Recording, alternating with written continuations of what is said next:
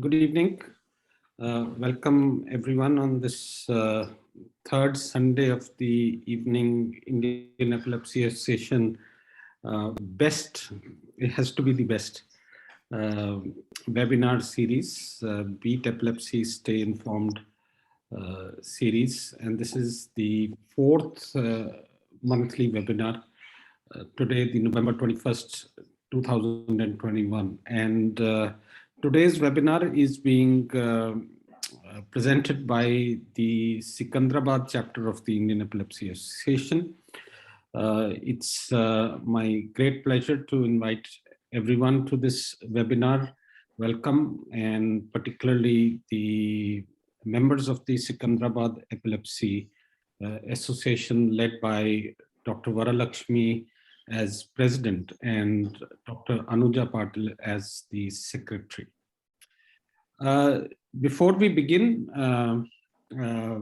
it's my pleasant duty to invite our president, Professor Vengamma, who is, we all know that there is heavy rains, and despite all odds, she is actively participating, as we can see, not only in this webinar, but also so many other activities. So that's hats off to you, Professor Vengamma. But before I invite Dr. Vengamma to inaugurate this webinar and to say a few words, a few housekeeping announcements. The chapter has chosen a number of panelists who would be discussing the topic for today. It is a very well planned discussion. So anyone has questions, including those who are on the panel, I mean, leaving apart the panelists from Secunderabad, please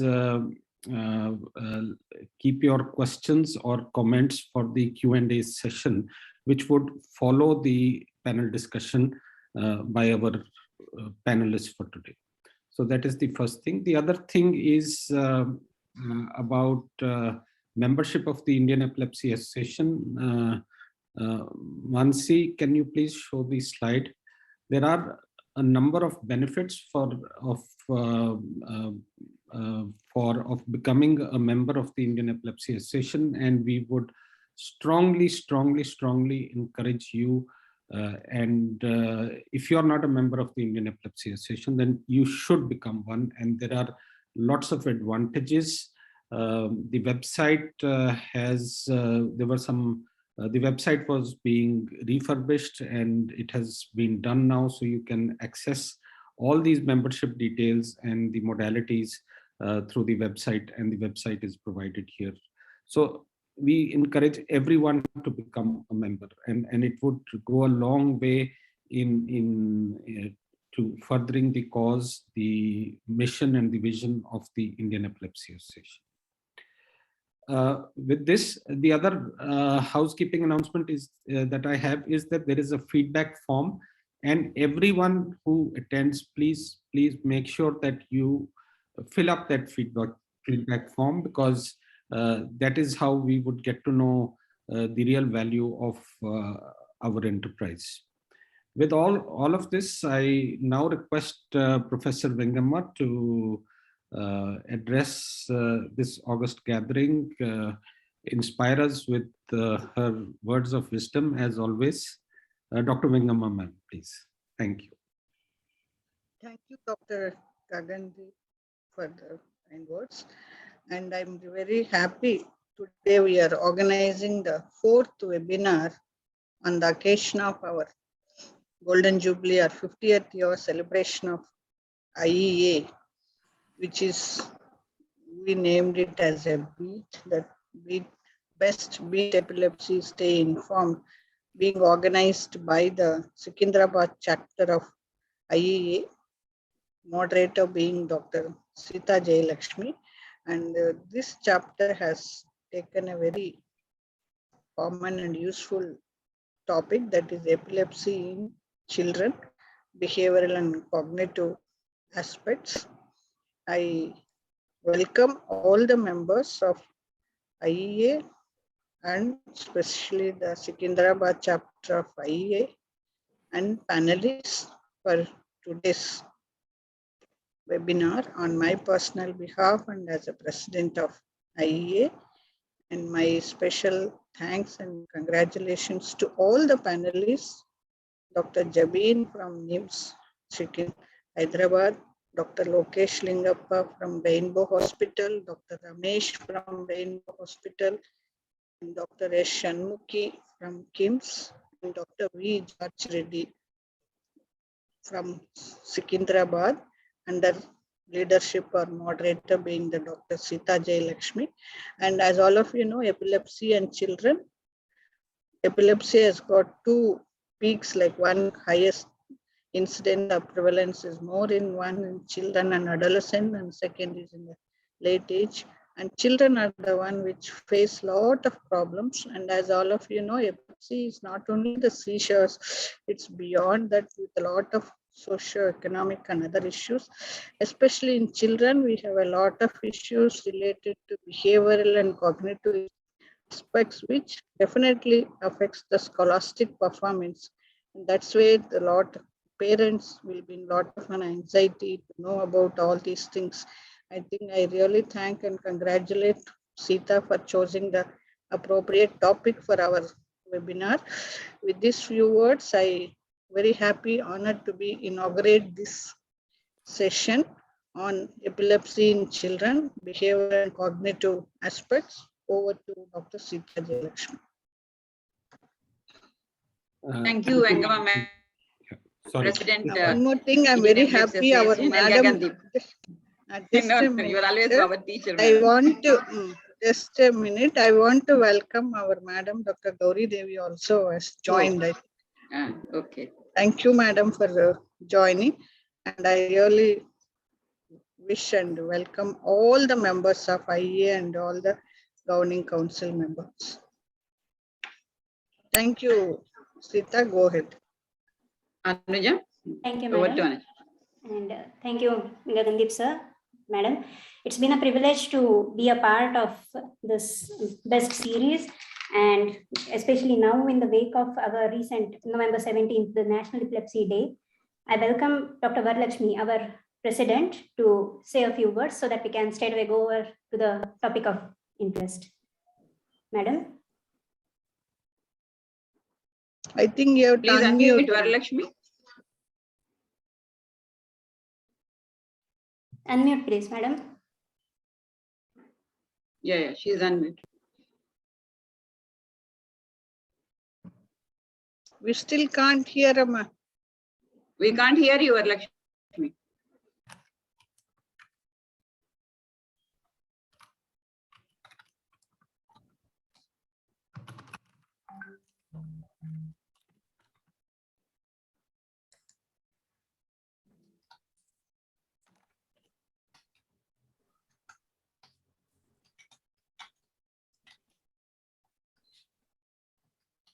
Ma'am, we still cannot hear you. Yeah, then. Okay, we'll start after that. Her audio is not connected, I guess. Yeah. Your audio is not connected.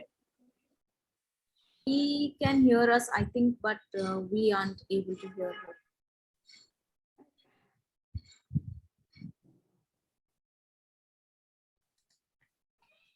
Okay, then we'll go to the session.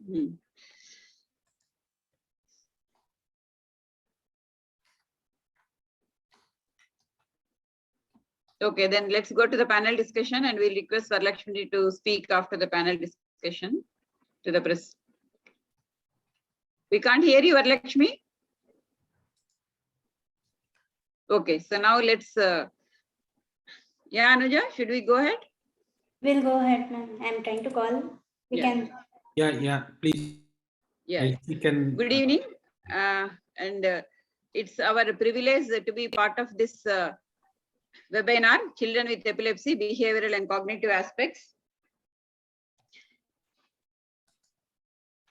And we thank sincerely the President of IEA, Dr. Vengama Madam, and the Secretary General IEA, Dr. Gagandeep Singh, for giving this opportunity. So today's topic is Children with Epilepsy, along with behavioral and cognitive aspects. And today we have a good number of parents and children with epilepsy have joined the panel. And all of us know that the parents of children with epilepsy describe many challenges which confront the children during the school and also later in the early careers. They not only face the challenge of control of the seizures, it also leads to difficulties in learning, emotional, behavioral, and also social adjustments.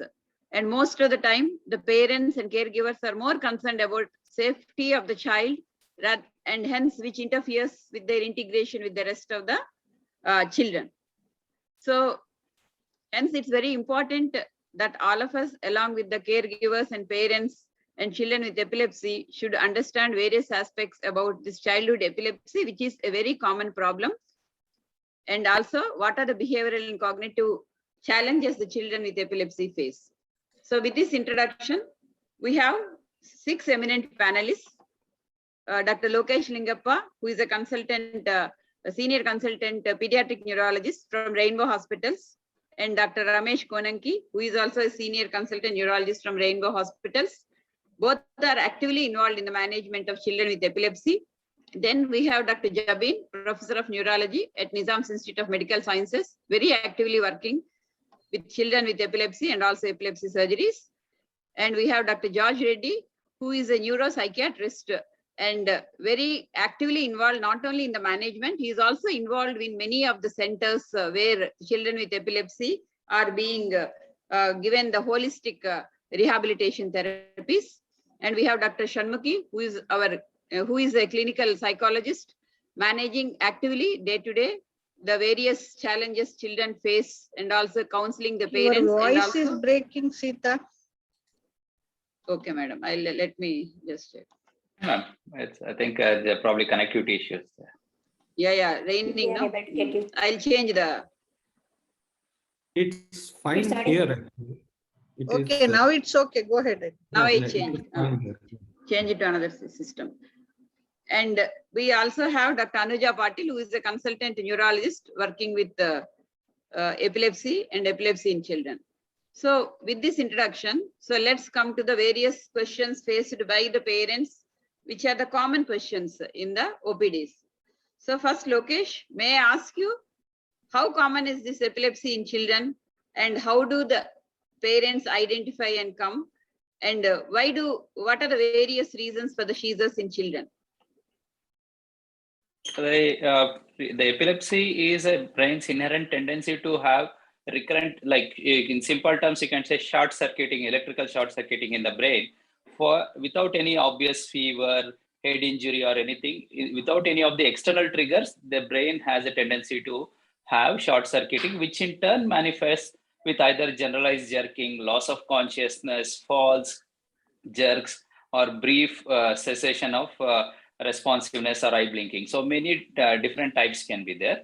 And the average incidence around 1 in 100 is what they say, but in underdeveloped countries or developing countries, what we say, it's slightly more, up to 2 to 4 per 100 also has been reported in some of the studies.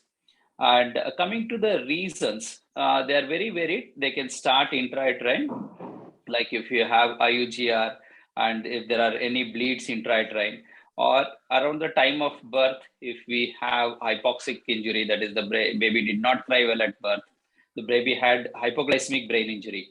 On day 3 of life, generally they have seizures. So children who are born to diabetic mothers, who are large for date, who are small for date, and these children who are not feeding well with either infection, these are the children who are prone for poor feeding and have seizures on day 3 of life.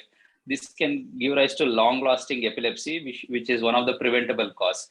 And apart from that, any bleed into the brain, later on infections, which can cause scarring of the brain, a structural abnormality of the brain, and there are various genetic etiologies which can give rise to long-standing epileptic tendencies.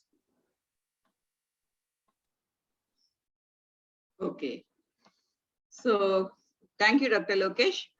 How do the parents should identify seizures, especially in children? Are they always jerking of the hands and the legs?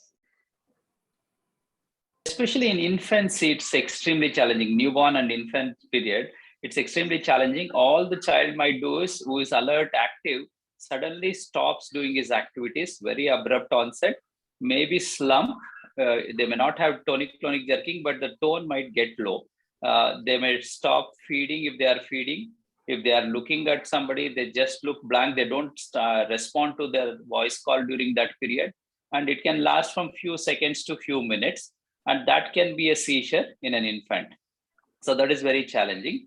But other ones which are easily observable are jerking of the body, either the whole body jerking or just one side jerking, which can be seen, or an eye deviation and neck deviation to one side with loss of responsiveness.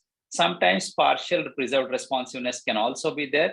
And in absence epilepsy, the children who are writing can just stop writing for a few seconds and then go start writing. If they are singing a song, they just stop for a few seconds and then restart. The parents, the teacher might tell this child is inattentive. So that sometimes it can be because of absence epilepsy. So there are very brief lapse of concentration, which can be because of absence epilepsy. And you can have early morning jerks. When they wake up, suddenly they have jerk, which can be seen with juvenile myoclonic epilepsy. Okay. Of seizures, apart from the epileptic spasms, where infants, when they wake up from the sleep, they suddenly have jerking forward, one after the other, for going on for a few minutes. Generally, they come after waking up from sleep in infants between sort of 4 months to 1 year of age. So these are the various forms we generally see. Okay. Thank you, Lokesh. Yeah. Now, moving on to the next important question. We see that almost possibly 10% of the children have at least one seizure during fever in childhood. So coming to Dr. Ramesh, how common is seizures with fever, and how do you really counsel the parents once a child come with a febrile convulsion, and how do you go about it? Okay, so in younger children, fever with seizures, like seizures with fever, they're called febrile seizures, can be seen in about 4 to 5 in 100, 4 to 5%. So higher than the epilepsy prevalence. And typically it is seen between 6 months to 60 months, that is 5 years of age. So below 5 years. And the first episode is especially frightening for the family, because whether it happens with fever or without fever, that is when they come to medical attention. And if it happens in a very young child, like below 1 year, it becomes even more difficult. For physicians, the biggest question during the first episode is it just because of high-grade fever, or is it something else? The something else that we always keep on thinking is whether it is brain infection. Because younger children, many times we don't see the typical symptoms of meningitis or brain infection, like headaches and other symptoms. So that is one tricky part. But otherwise, brief seizures, 2 to 3 minutes with fevers 101, 102 degrees fever in a young infant and child, with no prolonged altered sensorium, no other neurological symptoms or signs, we diagnose it as febrile seizures presumptively. Rare circumstances, we may have to rule out CNS infection or brain infection by doing certain tests, including a scan or lumbar puncture. So this is one part. Coming to the counseling of the family, again, any child having seizure is a frightening situation for the family. So explaining the first aid always helps, because when the main worry for the parents is whether they have life risk or risk of death during a seizure. This is the biggest concern for the families. So explaining what to do when the child is actively seizing or having seizure, giving them the first aid medication like midazolam spray or rectal diazepam will help a lot. So spending some time with the family discussing these things will go a long way. Coming to the medical management of febrile seizures, the standard of care is no anti-epileptics on a regular basis. And in children who tend to have repeated febrile seizures, we prescribe intermittent medication. Only during the fever episodes, we give clobazam prophylaxis for 2 days or 3 days. So for large majority, more than 98% of children with febrile seizures, we don't need to investigate and we don't need to give regular medication. Yeah, Ramesh, taking the same question forwards, normally, if it is not associated with fever, suddenly a child develops a seizure. So can you just say what is the first aid measure at home, and what are the do's and don'ts one should do during a seizure? Right. Ma'am. So first aid for seizure, whether it's a child or adult, the basic principles remain same. There are three words that families or parents can remember. One is stay, safe, and side. This is also given by the Epilepsy Foundation. So stay is stay with the person or the child. So see how long the seizure is lasting, whether because duration of seizure is important for physicians to ascertain what type of epilepsy it may be. So second thing is safe. Safe is keep the person safe, our child safe while the seizure is going on. In certain situations, like if the seizure is happening on a staircase or in a very cramped place, or situation where the patient might injure himself or herself, so it's best to bring the person to a open space where they don't hurt themselves. Typically, when the clonic movements or jerky movements are going on, they may injure themselves. So keeping them safe is one of the very, very important thing that can be done. The third thing is the side. So safe, stay safe and side. Side is nothing but recovery position. So one concern during seizure is any blockage of the airway. So recovery position, keep them on the left-hand side, turn to one side, slightly extending the neck and see if they're breathing properly or not. And you can clear the airway after the seizure stops. These are the do's that can be done, but don'ts are also very important. So most of the lay people, what they do is get a metal object and keep it in the hand when someone is seizing. It doesn't help. So most of the time seizures stop on their own within 2 to 3 minutes. Sometimes it can actually hurt. So the image in the metal object in the hand of a seizing person, it can hit on the face also. There have been instances where metal object has hit the face and cause eye injuries also. So don't keep any metal object in the hand. Second, don't put anything in the mouth when the patient is seizuring.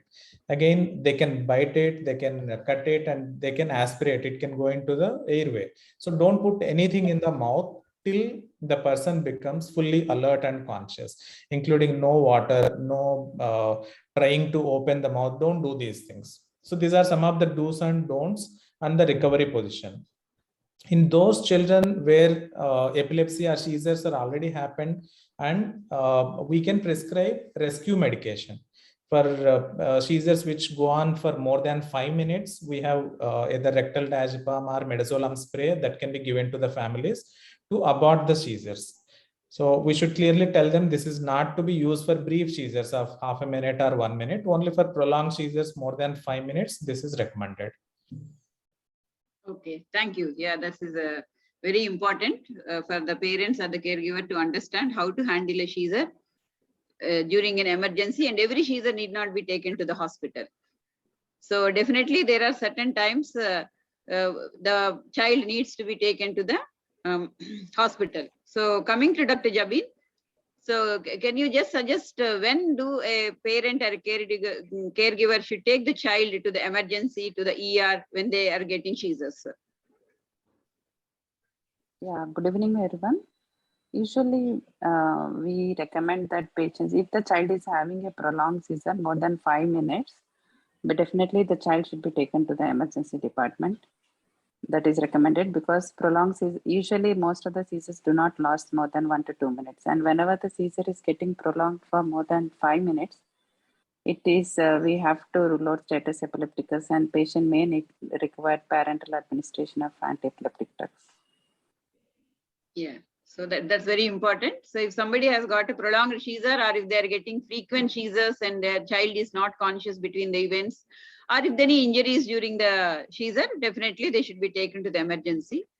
So continuing the same, Dr. Jabi, normally what are the tests usually done when the child comes with seizures? Do everybody needs an MRI? That's what they ask. So do we need really a thorough investigation for the first seizure only? Or how do you really approach the diagnosis investigation? After that, you plan the management. Now, if it is a symptomatic seizure like a provoked seizure, generally we divide them into provoked and unprovoked seizures, especially in children. Like provoked seizures secondary to fever, like febrile seizures, there is no need for an imaging or an EEG. Only when the patient is having an unprovoked seizures, we usually recommend investigations, and first investigations are usually an EEG and imaging. An MRI is a better modality definitely than a CT scan for imaging of epilepsy patients. Second is if there is a suspicion of metabolic cause of epilepsy or a genetic cause of epilepsy, especially this happens when the patient, the child is having any, along with seizures, any other abnormality in the neurological development or regression of milestones, then we usually go for metabolic or genetic workup. Okay. So, yeah, Dr. Jabin, coming to the treatment of the children with epilepsy, does every child with a seizure need treatment? And the second question always we encounter in the OPDs is the medication safe for my child? So how do you we discuss about these adverse effects related to the anti-epileptic drugs, especially when they have to use for a prolonged period? So how do you really counsel the parents? So and when do you start the treatment? Yes, ma'am.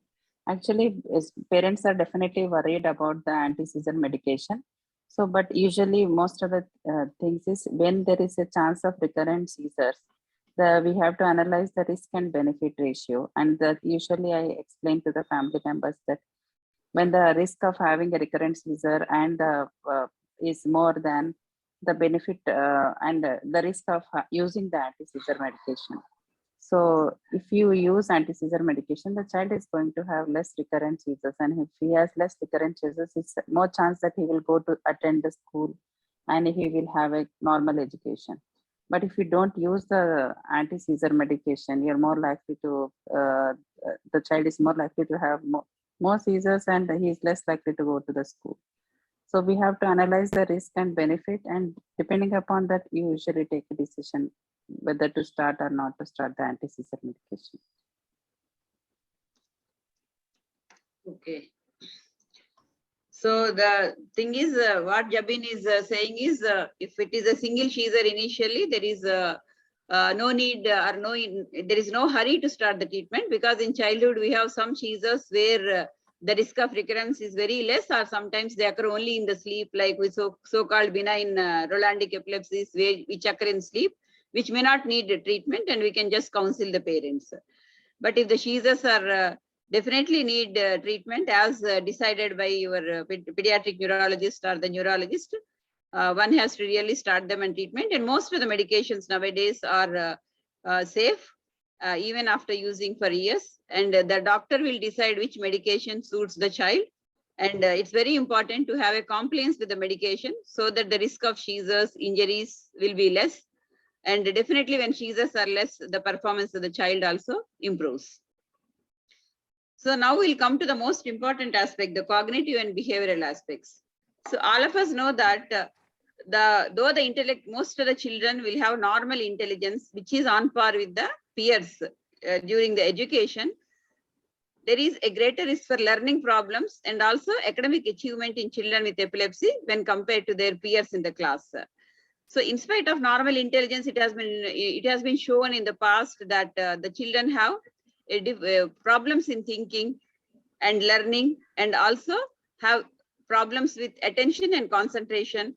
And most of them do complain impairment of memory, either because of associated epilepsy or because of the medications, anti-seizure medications they are using. And they also have, some children have underachievement during the academics.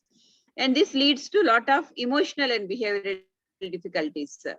And it has been well shown that 1/3 of children do have these emotional problems. So first, coming to Dr. Shanmukhi, what are the cognitive and behavioral problems which are commonly associated in children with epilepsy, and what advice do you give the parents and caregivers? Good evening, madam. Thank you. It is a known fact that we have cognitive and behavioral problems in children, but mostly it depends on the type of seizures and onset of seizures, and type of epilepsy and the frequency and many other factors of what the epilepsy is about. So when we are talking about those cognitive deficits in well-controlled seizures, have very mild memory deficits or no deficits at all.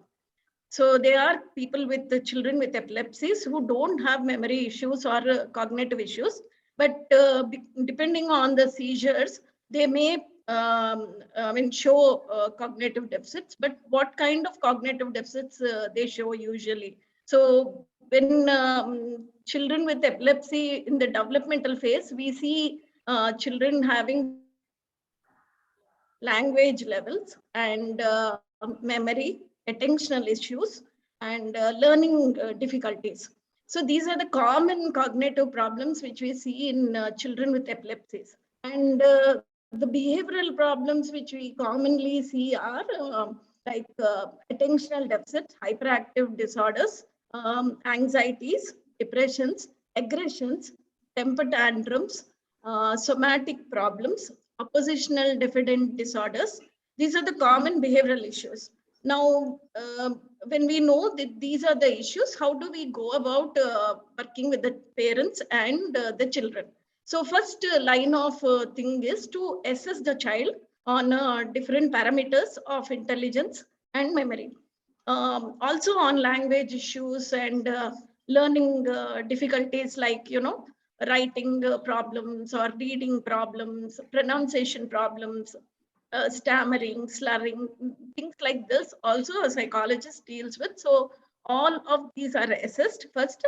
Depending on the evaluation of the child, each child is advised according to the result of the child.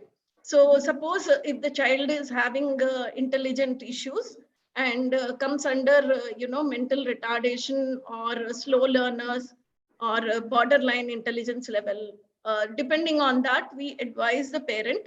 If they're coming under disability section, they are advised to go to a special school and, educate the parent on their intellectual aspects, so that they deal with the child, not putting them into the normal school and pressurizing the child. And people with slow learners also face a lot of difficulties with memory and learning. So we tell them, you try to put them into a slow learning schools and, the borderline intelligence level children. Now, coming to the children who have good IQ levels, but also show memory deficits and language problems, or learning problems, then we advise them certain memory aspects of learning techniques. I would advise, so that they practice at home and enhance the children with those problems. Coming to the learning disabilities, like specific learning disabilities, like dyslexia is a very common these days. So then we advise the parent to go for remedial training of dyslexias and take support in writing the exams by certain NOIS way of, supporting the child with the scribe and all. So that kind of remedial measures and things like that, we would advise for the cognitive things.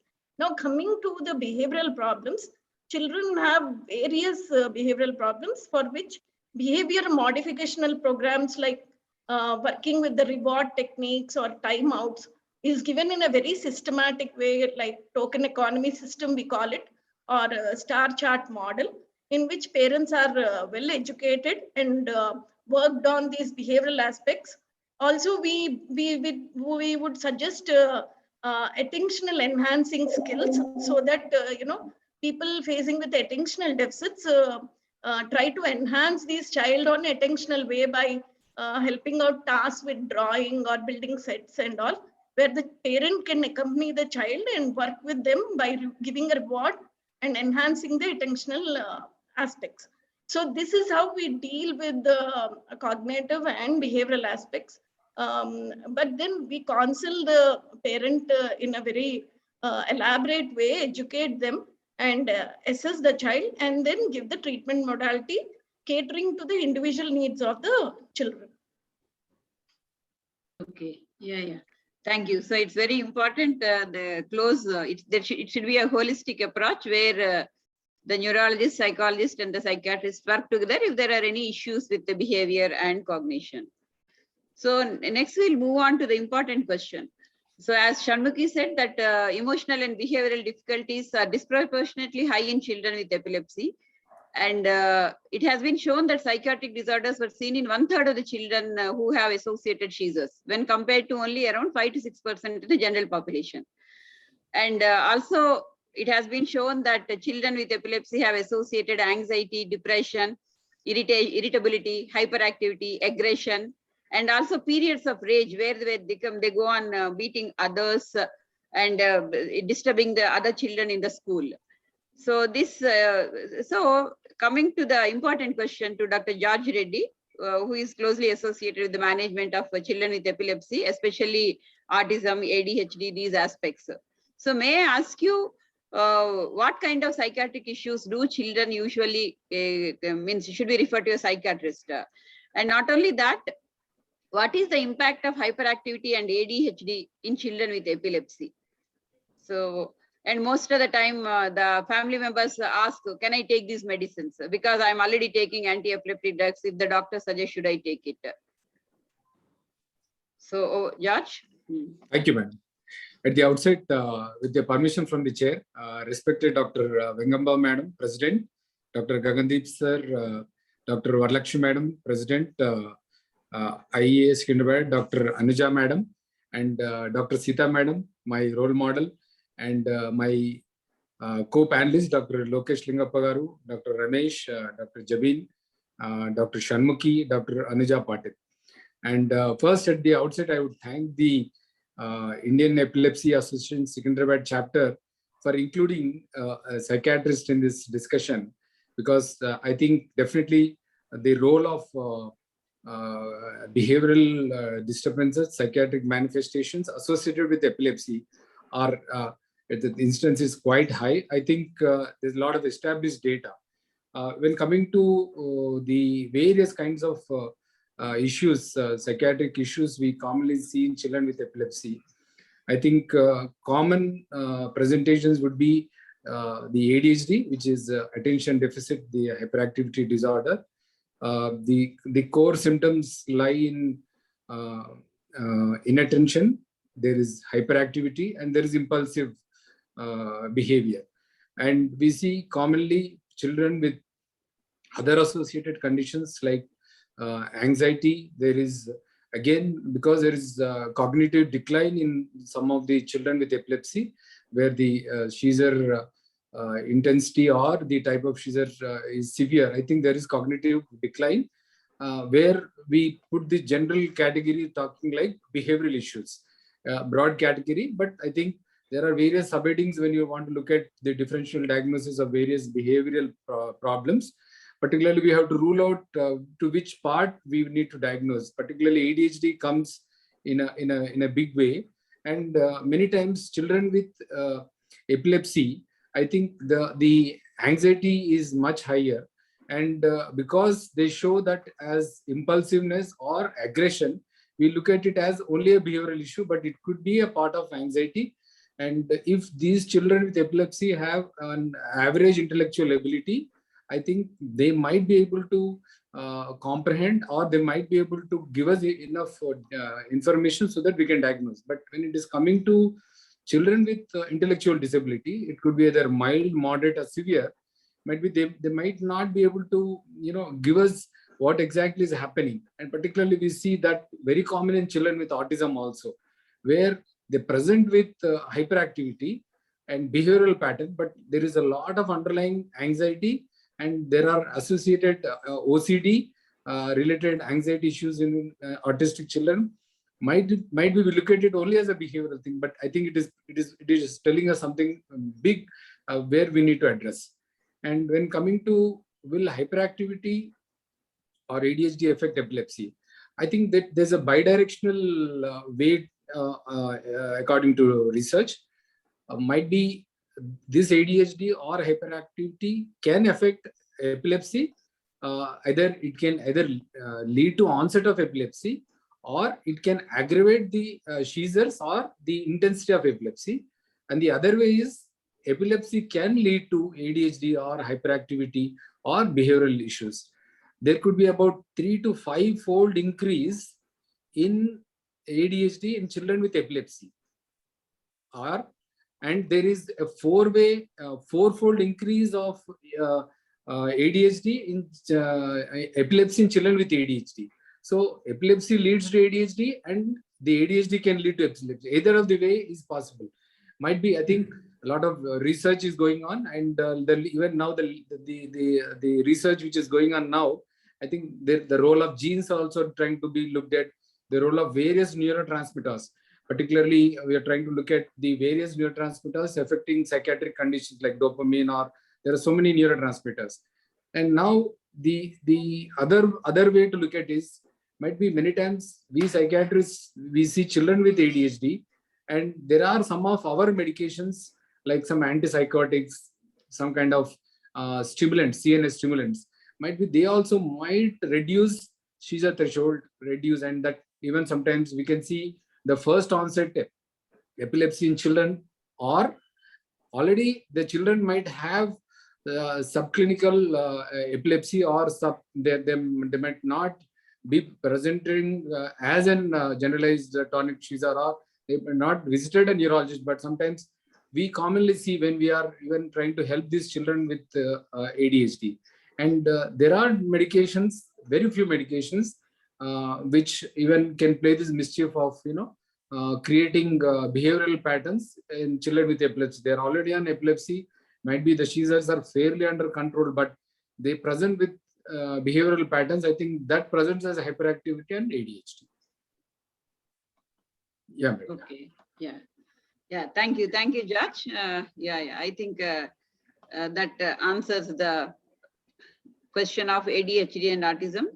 And when it is associated, definitely it needs to be evaluated first to confirm that whether the child has ADHD or autistic features, first evaluated by a psychologist, and after therapies should be started. So now we'll go to the important question. Dr. Anuja, how do you, what are the important principles when you are treating for the parents? It's not like, when you are giving, how long they need to take the drug? And the common question is, most of the time it's not 1 or 2 doses may get missed while you're giving, and what should be done if a child or a parent forgets to give the medicine to the child, especially the anti-seizure medication. So how do you treat, how long do you treat, and what are the other pearls in the management of epilepsy? Sure. As I think so, Dr. Lokesh and Dr. Ramesh both have highlighted the likely possible causes for seizures. Not each and every seizure or epilepsy seizures will need medications. Certain which are provoked with fever, febrile seizures, those will be treated only symptomatically during that course of febrile illness. And that also likely towards an age group of around up to 5 to 6 years of age.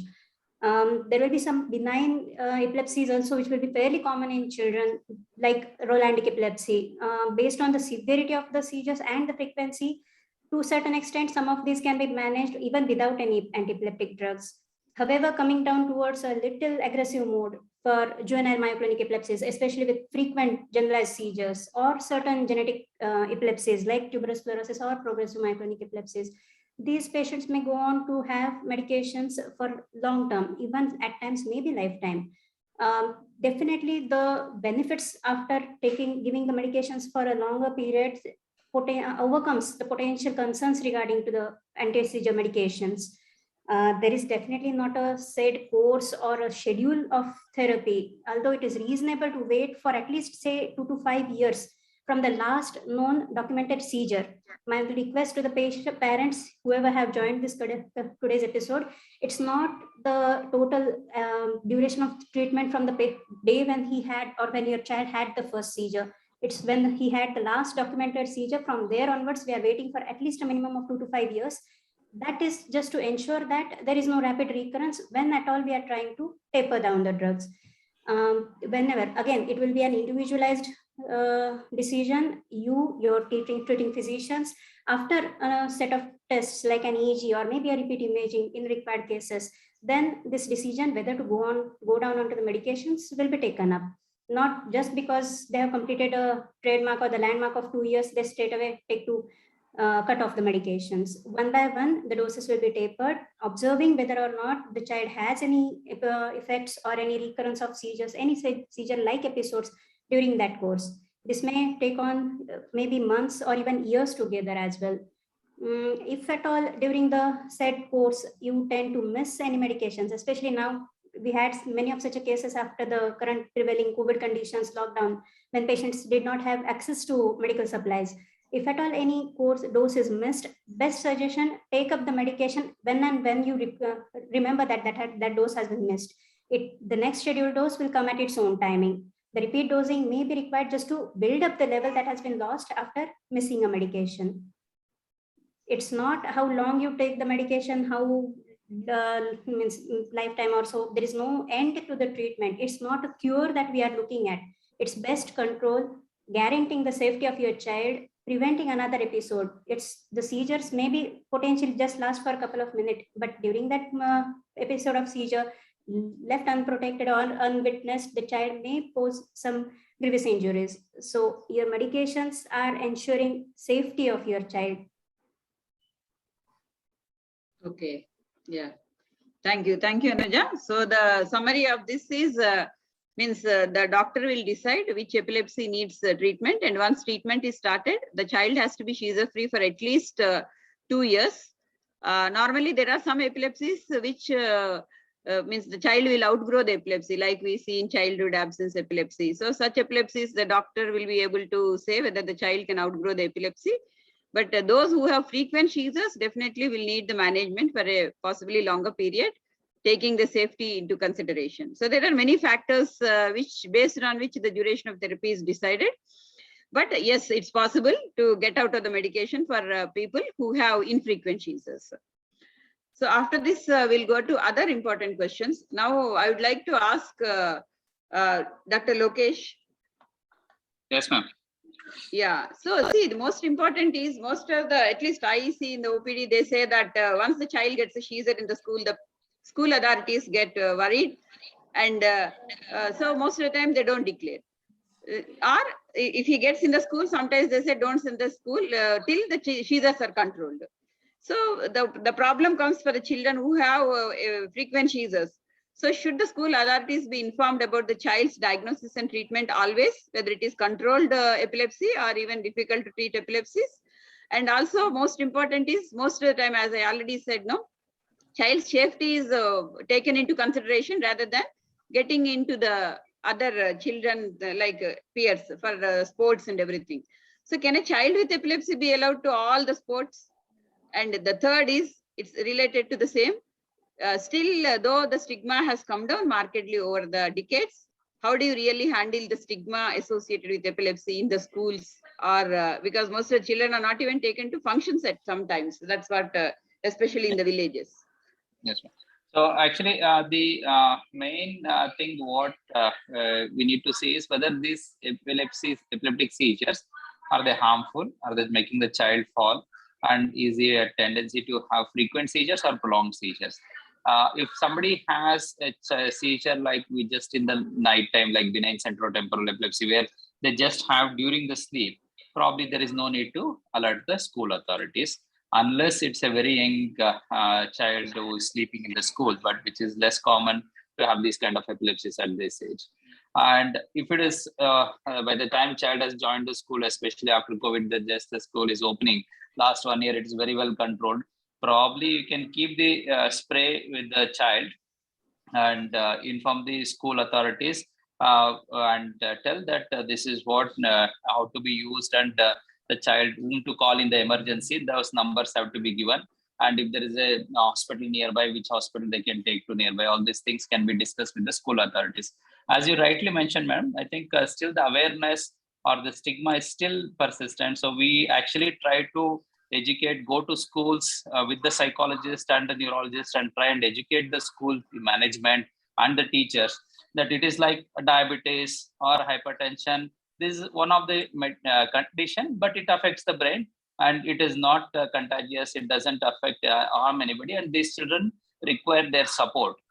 And in a school of 1,000, at least 10 to 15 children will have epilepsy, and they should be armed to manage these children rather than shying away from managing them. So in fact, if a parent faces the problem, they can come back and speak to the neurologist. We can actually speak to the school authorities and try and educate, and in fact help having a practical class as to how to manage a child with active seizures, what to do the first aid, all those things can be trained. And I think that should be part of our this one responsibilities to educate society at large and school personnel in specific to reduce the stigma as such. The second part of the question, whether all activities can be allowed. In pediatric age group, one of the advantages, at least they are not driving. Those things are not so much of an issue. But if they are cycling, if they are swimming, which after the initial diagnosis, we say at least wait for 3 months, make sure you are fully controlled. Later on as well, it is safer to do the cycling and swimming kind of activities with somebody who knows that you have epilepsy. In India, we don't have a bracelet or any other thing which you carry with yourself, so that if something happens, they can identify and call. So during that such of situation, you should have a person who can actually take care of you when you are swimming or you are cycling beyond that period. If there are very frequent seizures, we would ask them to refrain from these kind of things. But well controlled, we can still do all the activities as usual. Even something like contact sports, if somebody is into karate, kickboxing, those kind of things, as long as you are not getting repetitive concussion, which is not good for anybody, you can still go ahead and do those kind of activities, contact sports as well, provided they are reasonably well controlled seizures are there.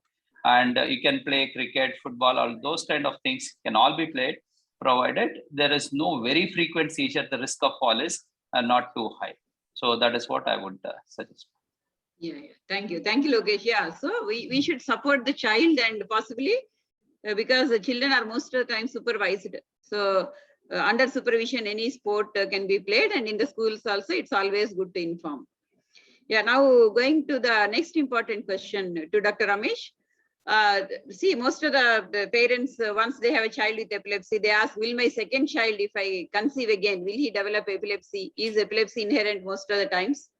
And that is one question. The second question is, most of them, they say, whenever he eats banana, he gets a seizure, or whenever they eat something on that day. Because as doctors, we know that there are restrictions of the diet in some epilepsies. At the same time, we don't say there is no restriction. You use a lot of ketogenic diet in children with frequent seizures. At the same time, we don't restrict in other epilepsies. So can you just briefly highlight about this issue also?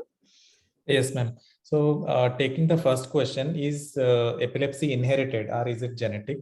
Yes, it can be inherited, but it is a small proportion. So in pediatric age group, if you take neonatal age group, probably 5 to 10% of seizures may be due to genetic conditions, metabolic or genetic disorders. Whereas in infants below 1 year or below 2 years, this proportion may be slightly higher, maybe 10 to 20%.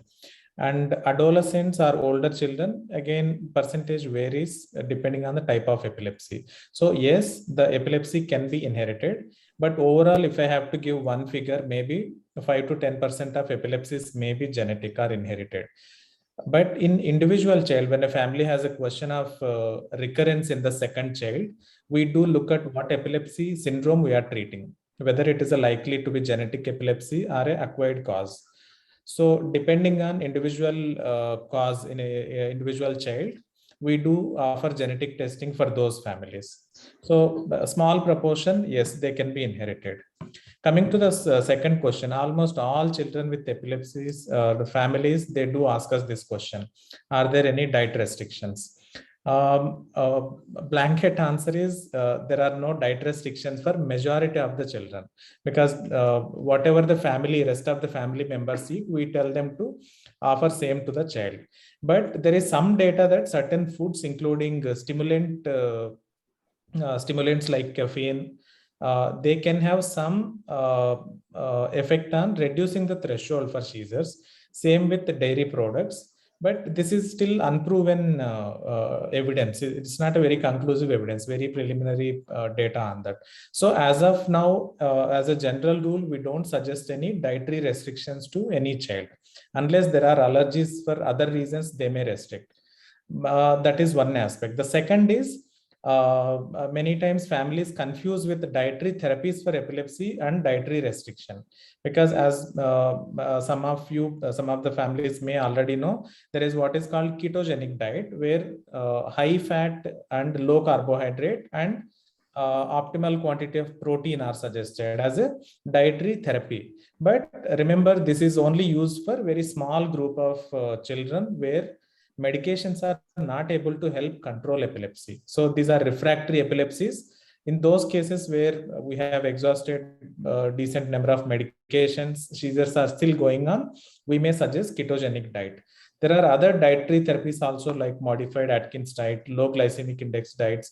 But again, these are all supervised, scientifically proven therapies in a selected group of children. Okay. Yeah. So definitely, so as Ramesh said, there are no dietary restrictions for people with epilepsy. And definitely ketogenic diet may be indicated in some people. And the risk and the inheritance risk is definitely less than 10%.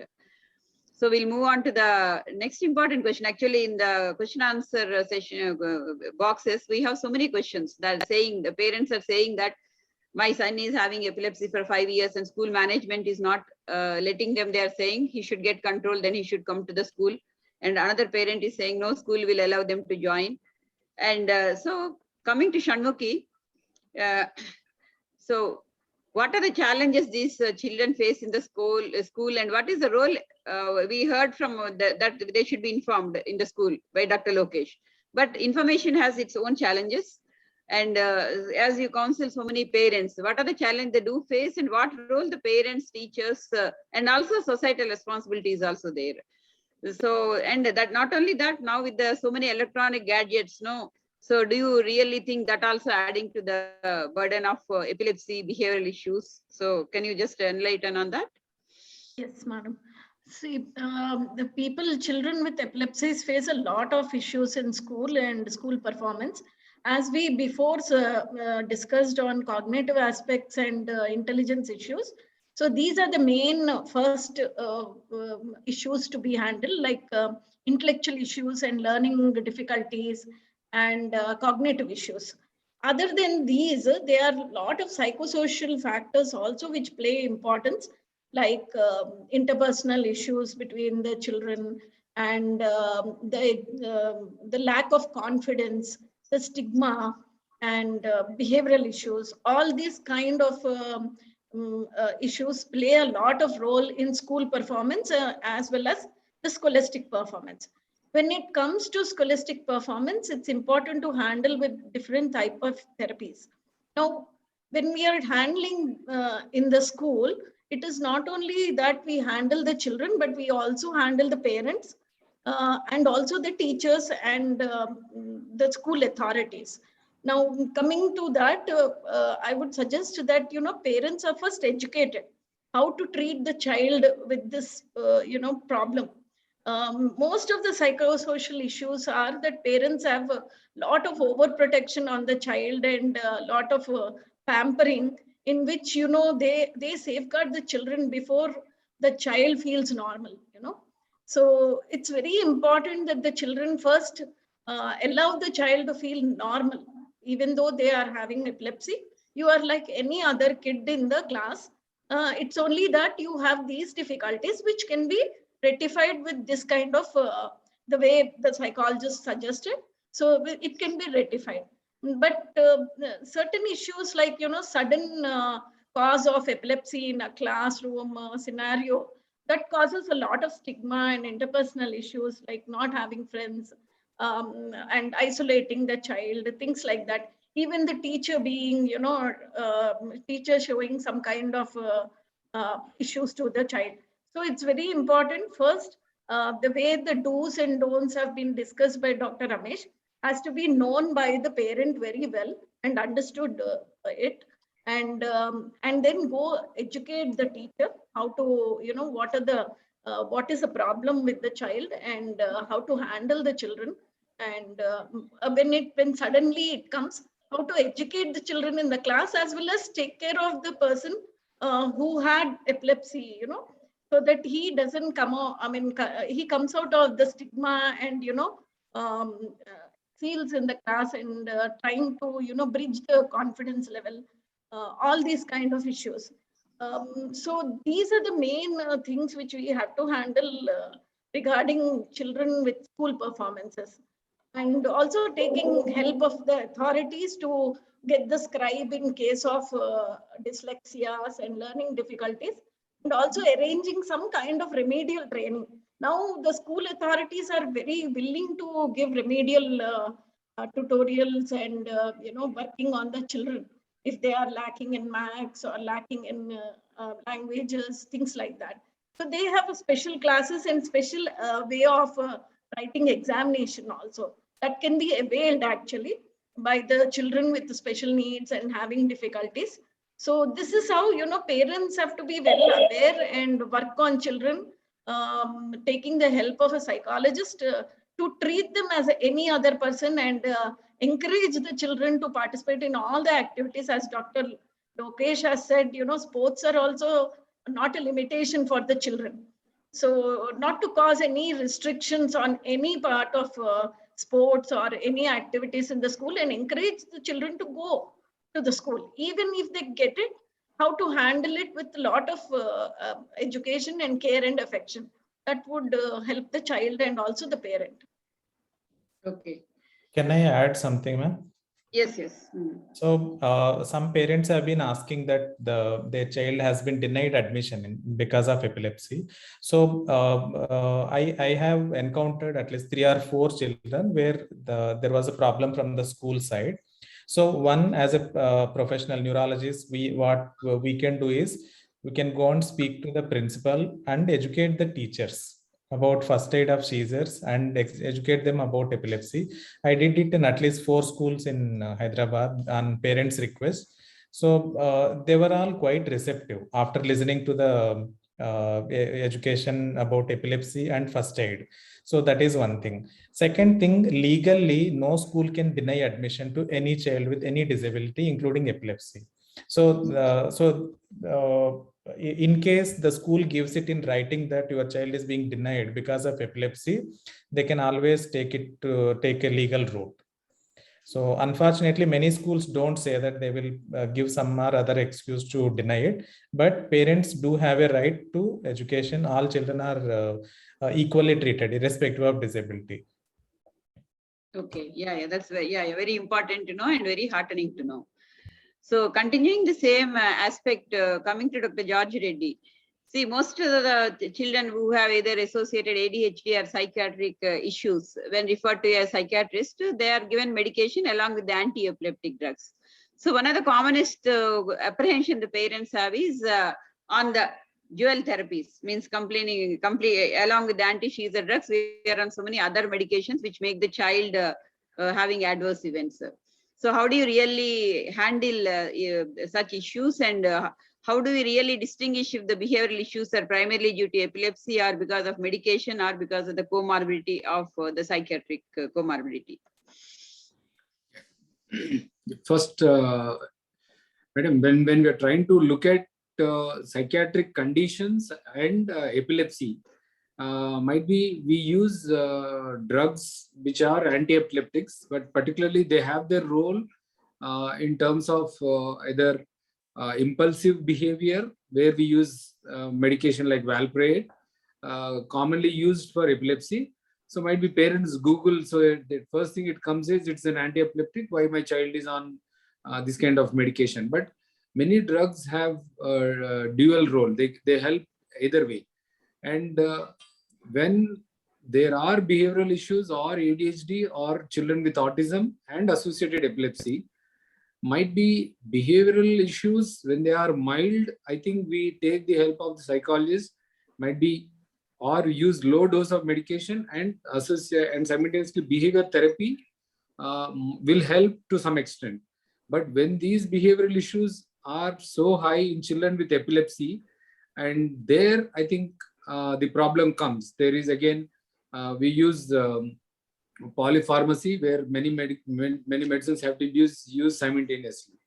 And at least we should be very cautious in seeing which antipsychotics might reduce the seizure threshold and might aggravate the problem, or drugs which might indirectly increase the epilepsy. Might be there are many antipsychotics. Even for that matter, we all use risperidone, which is very common, but again, risperidone also lowers the seizure threshold. So always going low and slow on the medication along with behavior therapy, I think that might help us to some extent. Again, the major problem with psychiatric medication is, first thing is, when I see neurologists referring to my clinic for help, particularly in children with epilepsy associated behavioral issues. Now, how do we distinguish between the behavioral issue, whether it is coming with epilepsy or without epilepsy? Basically, first, a proper history taken from the parents would guide us.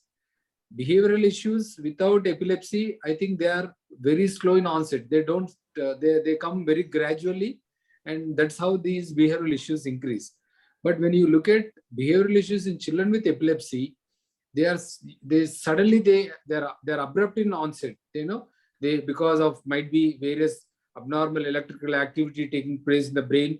There are spikes, might be. You see that the onset of behavioral issues are sudden. So I think that would be one way where we can try to distinguish. And the second way is, are our drugs trying to create the problem of behavior? Might be, as all of us discussed, there are some medicines, it could be from psychiatry point of view or from the anti-epileptic point of view, they can create the mischief of creating a lot of behavioral issues. But again, to manage the overall scenario, I think we need to work together. Might be the neurologist has the role, this psychologist has the role, and might be the psychiatrist will have a role. Here, when we are trying to look at the medication, I think adjusting the medication dose, shifting the medication would relieve to some extent, and doing a proper detailed psychological evaluation. It could be IQ assessment and thereby behavior therapy, along with adjusting the medication, because it's really an art to use the polypharmacy and help these children. And might be, again, the stigma is a big issue for us, because when the prescription from a psychiatrist come, the parents usually think that these are sedatives, they are meant for people with madness or so. But I think that's not the scenario, because many children with epilepsy have ADHD, and the reason is clear, that the problem starts in the brain, and these circuits are very close together. Where when we see these neurotransmitters being released, I think they're all very close together, and might be these behavioral issues will be there. But distinguishing whether it is primary or secondary, I think we need to really take a proper history from the parents and proper behavior therapy with the parents' involvement, because many times parents are reluctant. They want magic pills. And many times parents, they themselves, particularly I see commonly the mothers who are handling children with epilepsy and children with disability and epilepsy, many are in depression. So they may not be able to handle these children properly. So the complaints are more, and as they complain more, we try to overdo sometimes, and even that could also be one of the reasons. And definitely, particularly when we look at autism related, the risk of epilepsy is 20% higher when compared to the normal population. There are even studies saying that it is up to 40%. And again, in epilepsy and autism, there are two spikes, the two peaks. The infancy, there is a high risk of epilepsy in children with autism, and again in adolescence. So many parents, they come, and when they in adolescence they have a seizure episode, they come in a panic state. But I think the risk, when the age is advancing, the risk of seizures to do the damage might be lesser when compared to the children in infancy. And another point is, when we are trying to look at behavioral issues induced by medication, might be when we are switching and there is a relief, then I think then we have to put them in the warning label, and might be we may have to avoid that kind of harmful medication. Yeah, thank you, George. Yeah, that's an elaborate management. So last question is to Dr. Jabin, if she's there around. Yeah, means what is the because all of us involved in management of children with epilepsy, so do a lot of surgical interventions. What is the role of surgery just for the awareness of people? And does it really affect your behavior and cognition when they undergo surgery? in children with uncontrolled epilepsies? Hello, ma'am. Yeah, we can hear you. Actually, the epilepsy, especially if you are dealing with a focal epilepsy with a well localizable focus based on, usually what we suggest is patients who are not controlled. Children whose seizures are not controlled, they undergo prolonged video EEG monitoring. And based on the prolonged video EEG monitoring, we've come to a fair conclusion that it is due to a surgically remediable syndrome. And then based on the correlation with MRI and other imaging modalities, if we think that surgery is going to benefit the patient, we offer surgery. Surgery is usually offered when we think that it is going to reduce or do curative treatment for patients with epilepsy without harming the child. So usually there are not much cognitive or behavioral aspects post-surgery which we face. Most often the reason is that you offer the epilepsy surgery and the patient does not respond even after the surgery, and they continue to have seizures, and you need to increase the medication after the surgery. That time we encounter most of the behavioral aspects. So surgery is definitely an option for drug-resistant focal epilepsy, and it's not harmful for the child's behavior. Okay. Thank you. And sometimes it improves the cognitive and behavioral aspects. Yes, exactly. Definitely in about 50 to 60% of the children. Would like to add few points, madam. Few points. We'll come to the question answers now. Yeah, Shanmukhi. That's regarding the gadgets which you asked me before. So this is regarding the online classes which are ongoing. So most of the parents are afraid of, exposing the children for online classes. To some extent, online classes are no harm actually. The major problem comes when they are, browsing through and trying to play games and things like that. We have seen in early childhood cases with epilepsies who are more on gadgets have, ended up with symptoms of ADHD and autism. So autism in early first 3-year exposure of mobile, we have seen a lot of cases having autism-like symptoms, and we have assessed them. And also when the removal of the gadget is seen, the symptoms were improved. Similarly with the ADHD, because of the convenience, the gadgets are easily given to the child, but parents have to understand that, they have to restrict on, giving the gadgets and letting them play games and many other things. As long as it comes to online education, that's good enough. But more than that, you have to take care of it because it also affects brain. And there are many research and studies also which increases the behavioral problems. So this is what I wanted to add. Yeah, thank you. Now, Gagandeep, there are 2-3 questions. Can I take? Yes, please. Certainly. Yeah. See, I think maybe Shanmukhi only should answer this, or Ramesh can answer this. My son is having issue with writing and he has a slow learner. Can you suggest how to go about it?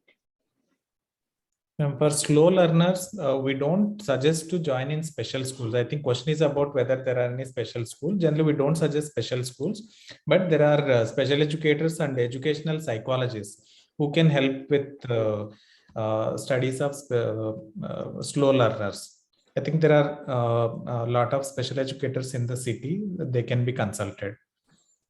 Okay. Actually, there is school also in Hyderabad. Neeraj Public School has a session which goes only for slow learners and borderline intelligence level. Like that, many schools are now introducing one section for slow learners and having problems with learning disabilities. So this is catered by many schools nowadays. Yeah, next question is to... And there even some schools are even employing teachers for remedial education for these slow learners. Within the school timings itself, they are allocating trained teachers. Yeah, Dr. Lokesh. So one of the important questions is, can epilepsy medication lead to obesity? And also why health insurance is not allowed for epilepsy patients? I think IEA also should take up this. Yeah. Yes, ma'am. Actually, the obesity, yes, is possible. Some of the medications can make you have increased appetite. Something like sodium valproate, oxcarbazepine. Yeah. So insurance, I think, Lokesh, as at personal level is difficult. I think definitely it is a societal responsibility. And Gagandeep should take it forward. Epilepsy, I think lots of conditions, including If you have genetics. something, yeah, Yeah. it's a Overall policy, I think the policy of the insurance should be reviewed, because lots of these families, especially genetic epilepsies or genetic other disorders, they come with other, just a pneumonia. They still can't get insurance cover because just they have some genetic disease which has no relation to pneumonia or other things. So I think as a policy with increased premium, they can do cover, but I don't know when those changes will happen. Yeah, next question is to George. Lack of confidence in a child is very common. So how do you really tackle it? Now you're muted. Basically, first, I think, we need to really assess the child. Basically, whether the child has average intelligence or the child has any kind of, intellectual disability. But again, when it's coming to normal intelligence and the child has epilepsy, I think frequent, the primary consultant, I think that will be their first way, because the trusted doctor can do a lot of things. And second thing is counseling the parents. Basically, parents have to know how to deal with the child at stress or to handle the issues. And again, so many things like what they happen at the school, I think the parents should be totally be aware, and might be the school psychologist, and they should play a liaison so that the child can be addressed adequately. And might be if things worsen, I think then the psychiatrist's role should be considered. Agreed. So recently, John T. Rhodes has epilepsy, and he publicly says how he got the support from his family, especially means his parents and his brother, and how he really coped. Means like so many people, they don't come out and talk, but many have epilepsy. So it's not impossible. We should look at the ability rather than looking at the disability or so-called challenge, and then take it forward. So I thank all my panelists for a wonderful discussion, and I request Dr. Varalakshmi to say a few words. After that, we'll ask Anuja to give the vote of thanks. Yeah, all the panelists, including Dr. Lokesh Lingappa, Ramesh, and Dr. George, Dr. Shanmukhi, and Dr. Jabin, under moderation by Dr. Sita Jailakshmi. It's a wonderful panel discussion. I think we have conveyed enough to the people who are on presented in this webinar that childhood epilepsy is definitely a challenge, and it's a beyond seizure control alone. We have to project the problem as because the children are vulnerable. Apart from controlling the epilepsy, there is a different angle here. The cognitive behavioral aspect comes, and we should project it to the maximum extent so that we assure treatment to bring it as a near normal extent. So for this, it's a team management from all the neurologists, neurosurgeons, as well as psychologists and psychiatrists. I think this gives a total, this panel discussion gives us a total picture of what we should do and what we should not do. And when we are counseling the patients, caretakers or the parents, that this is teamwork, and the responsibility is shouldered on to the parents as well from the treating doctor if we move together. And I think Madam has already said that the famous personalities like authors like Charles Dickens and John T. Rhodes, cricketers, Leonardo da Vinci, and Napoleon Bonaparte. So whenever we are giving these examples, the parents get excited. So these people have suffered. So why can't my child be a normal, near normal, so that he becomes somebody famous personality like this? I think a lot of counseling also is required when we are treating the patients. So I think this gave us a very good information about how we should go about not just treating with medication and surgery alone, and we have to look into the cognition behavioral aspects also. We had a wonderful discussion at this evening. And thank you. Thank you, Varalakshmi. Thank you so much. Any other comments from the other panelists? We have eminent panel, Dr. Satish Chandra sir, Dr. Gauri Devi madam, Manjari. Can I make a comment? Yes, sir. Yes, sir. Just to say that children are not miniature adults. Yes. That is the very, very important thing one need to know. Their children requires to be handled in a different way when we are talking about epilepsy management in children. And recognition of epilepsy in child is sometimes difficult, and it is different from that of an adult. So that point needs to be emphasized, and these children have to be carefully looked at. Sometimes there are some unusual manifestations that needs to be always recognized by the treating doctor and make a diagnosis. But they can lead a normal life like any other person. But they need to be on medication, as has been discussed in the panel discussion. And not all medications have got and side effects. One need to discuss. So please don't be carried away that anti-epileptic drugs causes many side effects, and that is the reason you cannot take the anti-epileptic drugs, or I should not give it to my child. That is the thing most of the parents are worried about, that anti-epileptic drugs will cause the side effect, and that's why we should not give.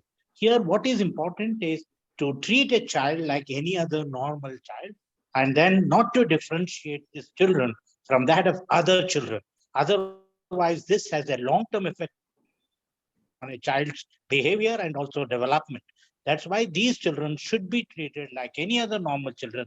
And in the school, as well as in the play, they should be allowed to do normal daily activity. That is what I wanted to emphasize. Thank you very much for this opportunity. Thank you, sir. Sita, I just wanted to add that there are certain insurances already in India, like the Bajaj FinServ.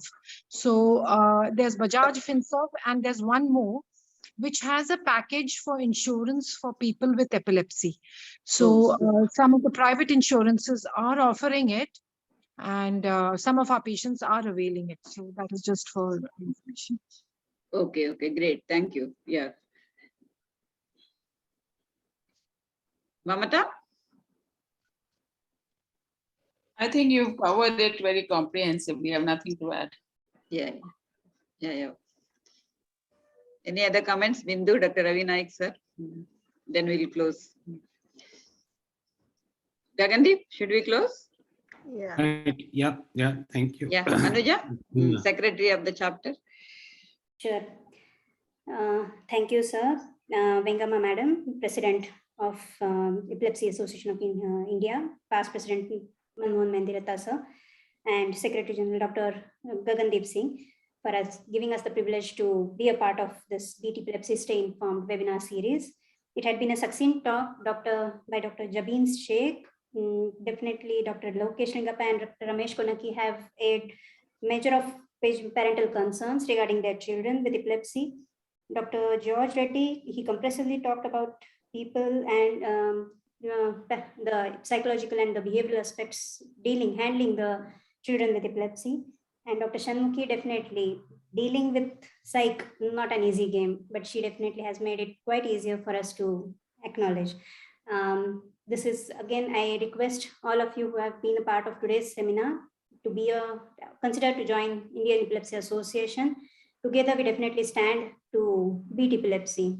So thank you all my panelists, Madam, Dr. Sita Madam, and all the people who have been a part of today's webinar. Thanks a lot. Thank you, Sita. It was a very good discussion. I think covered comprehensively everything. I think there are some questions which are left. I think they have asked about can the child marry and the seizures and can breastfeed. I think I just want to tell this will be covered next month with another webinar from Jaipur chapter, that epilepsy and women. For those people, there are some issues related to pregnancy and breastfeeding. Some of them have asked. those things will be answered in the next webinar. I request all of you please join, and I once again thank Secunderabad chapter of IEA for wonderfully organizing this webinar on epilepsy and behavioral issues in children. Thank you, madam. Over to Gagan. Thank you. Lovely, wonderful job, Dr. Sita and Dr. Anuja and the entire team. Fantastic. I think many people are much more, their approach would be modified, their attitudes towards epilepsy in children, and we need to think of what Professor Satish Chandra said. How should we actually be considering or approaching children with epilepsy? Not just miniature adults; they have their own separate needs. Not that anything of that cannot be addressed. Not that anything of that is anyhow depressing, but there is a lot to look forward to, and that's the message. Children with epilepsy should be studying in schools. They should be doing things just like any other children, and that's the message. So thank you very much, the entire Secunderabad chapter, for a lovely exposition on children with epilepsy. Ladies and gentlemen, next month we meet again, and it is the Jaipur chapter which is going to present women with epilepsies and issues related to women with epilepsy. So, and last but not least, please do not log off without providing your feedback. Your feedback is extremely important, so do not leave without providing. The link is there. All you need to do is to click that link and spend a couple of minutes providing the feedback. Thank you so much. Thank you so much.